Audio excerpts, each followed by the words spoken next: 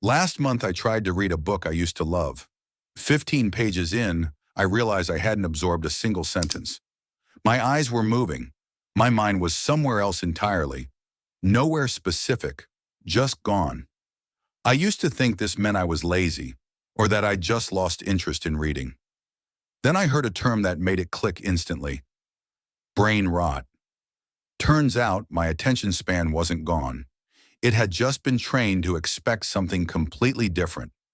I tried the obvious fixes: delete the apps, force myself to sit and read for an hour, ban short videos entirely for a week.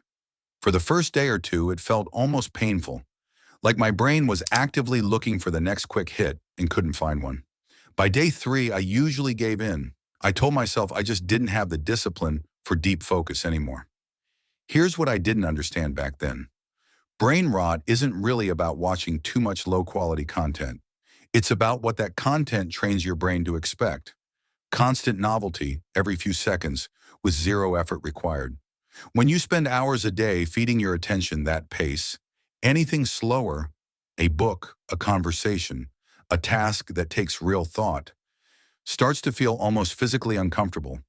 Not boring, uncomfortable, like a muscle that's forgotten how to hold a position. The shift didn't happen when I tried to force focus through willpower. It happened when I stopped treating attention as something I either had or didn't, and started treating it like a skill that had simply gone untrained. Nobody expects to run 5 kilometers after months of not moving, but somehow we expect our focus to instantly bounce back after months of feeding it 10-second videos. I stopped asking, why can't I concentrate anymore? And started asking, how do I retrain this gradually, the same way I'd rebuild any other skill? That single shift removed the shame from it. It wasn't a character flaw, it was an untrained muscle. So here's what actually changed things piece by piece. First, I stopped trying to go from 0 to an hour of deep focus. Instead, I started with genuinely small blocks. 10 minutes of reading, no phone nearby. Short enough that it didn't trigger the same resistance a full hour would. Small wins built the muscle faster than one big painful attempt ever did. Second, I made boredom allowed again, on purpose.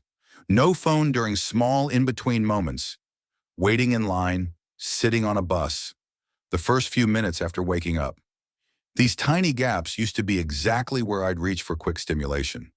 Letting them stay empty, uncomfortably at first, retrained my brain to tolerate unstructured time again.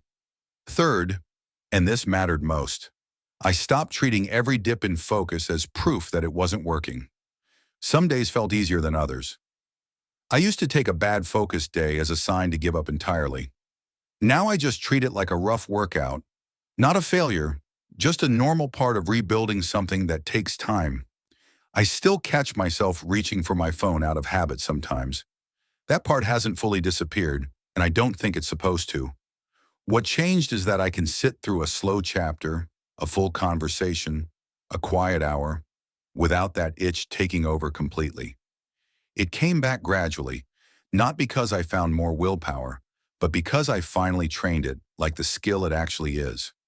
If you can't seem to finish a book, sit through a movie, or focus on one task for more than a few minutes, I don't think you're lazy, and I don't think something is permanently wrong with your brain.